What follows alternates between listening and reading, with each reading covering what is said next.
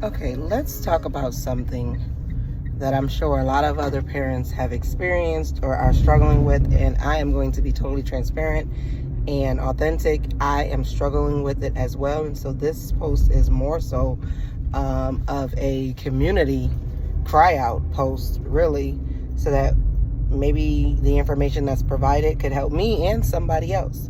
So how do you as a parent prevent, or really the best word is prevent. Now, before I say this, let me preface it by saying, not in an aspect of controlling your child. I understand that children are going to make mistakes. People are going to make mistakes. I understand that you can't control every aspect of life. But God has given us as parents some foreknowledge, and not even so much as parents, just living life a little bit longer than our children. We have some foreknowledge because we understand and know what's coming and what's going to happen. Now, that does not mean that we are omniscient. It just means that through experience, we know sometimes what's to come. So, for example, when a child is about to do something that you know from previous experience is going to blow up to be a family matter, if you will, an event that is going to be stressful on all counts, an event that is not going to end well, what do you do? Do you let the child just continue and learn a lesson and have to press through the tumultuous event? Do you stop the child and create a tumultuous event by trying to stop the child? I don't know. Like, what do you do? Like, if a child is about to do something that you know is just about to be, nope, I know that's not going to work. And in some instances, let me say this. In some instances, it is like, all right, I know that's not going to work, but go ahead, try it and see, because then you have to live and you have to learn. However, in other instances, let's have example. Your child decides that they're going to give themselves an all-time non-licensed, non-experienced haircut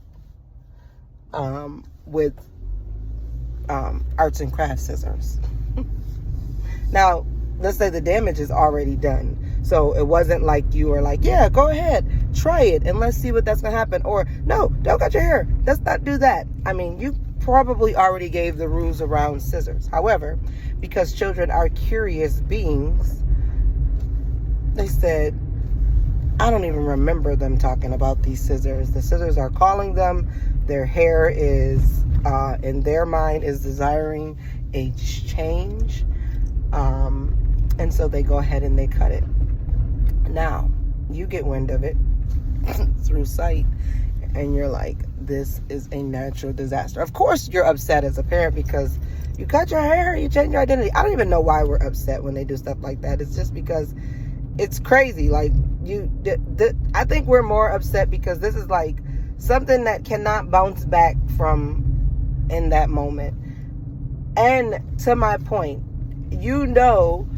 as a parent or as a person, that they are going to be upset by the way that it looks, and more so, they're going to be embarrassed.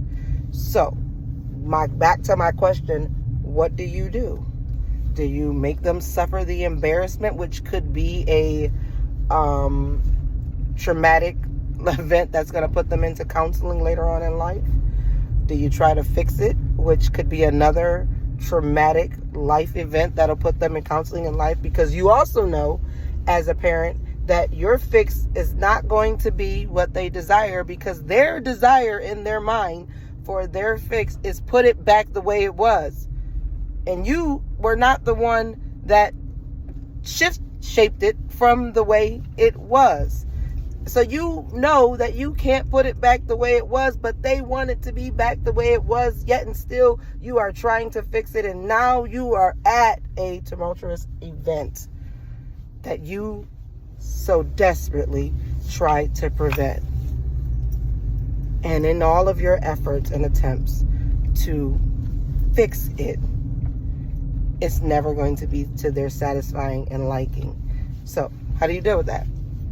How do you deal with it? I mean, because you're going to fix it. You're going to try to stay calm. They are going to blow up. They have blown up, so they've done in the past. And you just let the blow up go. Try to change their focus. That's what I've done. I mean, honestly, sometimes it's been successful. Other times it has not. But I don't know. Like, help. What do you do? What do you do? What have you done in your experience, if you've experienced something like this as a parent? And I'm hoping and sure that if you are a parent of a child that is of walking and talking age, that you have experienced something to this nature. Maybe not this specific example, but something. And so drop chats, emojis, something, respond in a video, anything on how you have handled an event. Now, let me just go back. Not the preface of it. Like, no, we're not going to do that. No, like, those things I'm fine with. I'm fine with letting a child try it, trial and error. I'm fine with being able to prevent something that is a thin line between trial and killing yourself, or a thin line between trial and that I know is going to be a natural disaster. So we're just going to get through all the cries and everything of the no's. Where I'm at is after the event of trial has occurred, despite your best efforts of deterring the behavior, what do you do when you know that their example of a fix is nothing like your example of a fix? Their example of you helping them looks nothing like you helping them, because what they want is to put it back. What do you do? So I figured it out. You don't. The question was, how do you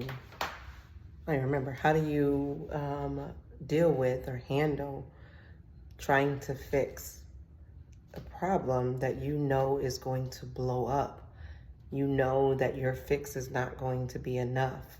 So how do you fix the problem of your fix not being the fix that your child is going to want, because their fix is going to be, in their mind, is putting it back the way that it was? And the answer is you don't. I figured it out. You don't. This is a time that you can demonstrate authenticity and transparency and not play imposter, not have imposter syndrome. I'm not a fixer of all. I'm not a superhero. I don't have all power. So I can't.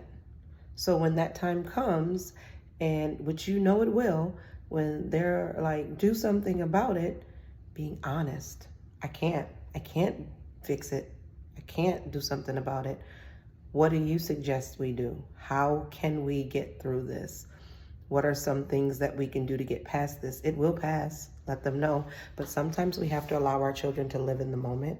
Sometimes we have to allow our children to experience the moment of the situation that they've caused, and have that emotion, experience that emotion of whatever they're feeling, because something broke, something is messed up, something that they did. That's the cause and effect, with hopes that they understand that the next time they won't make that decision, or a decision that could lead to them feeling that way. That's how we live and we learn. As parents, we want to fix it. We want to put up those guardrails because we know what the outcome are going to be, or we feel like this feels familiar, and so the outcome seems to be familiar. It seems to be something that we are going to be able to predict. But even in those instances, we don't fix it. We just let our children know, I can't fix it. I don't have a fix for it. I don't have the fix that you're looking for. I can work with you and will work with you to get through it, but I don't have a fix, because my ideal of a fix is actually just working with you. It's not a fix. I can't fix it. and just being honest.